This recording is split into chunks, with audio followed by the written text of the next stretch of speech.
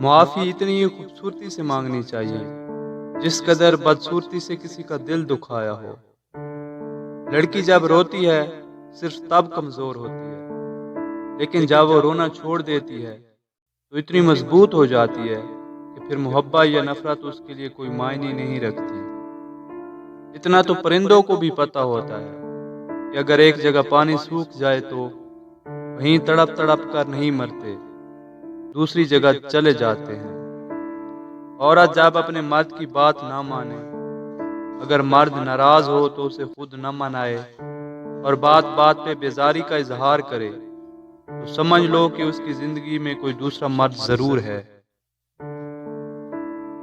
ایک بزرگ سے کسی شخص نے اپنی بیوی کا عیب بیان کیا تو بزرگ اسے ایک کمرے میں لے گیا، آرام سے بٹھایا اور بولا، تمہارا دھوبی کون ہے؟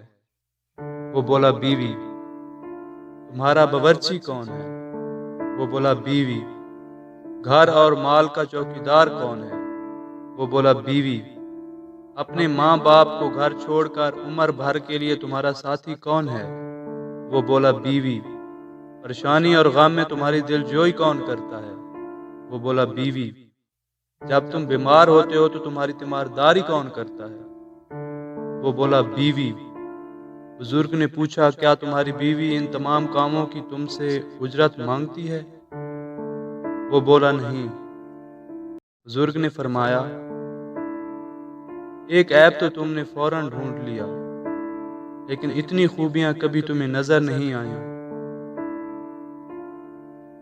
میاں بیوی پیار سے رہیں تو دنیا جلتی ہے، حالانکہ لینا دینا کچھ نہیں ہوتا، نہ ہی اپنی ذات پر کوئی فرق پڑتا ہے، مگر کسی کی خوشی ہضم کرنا صرف اونچے ظرف کے لوگوں کا شیوا ہے۔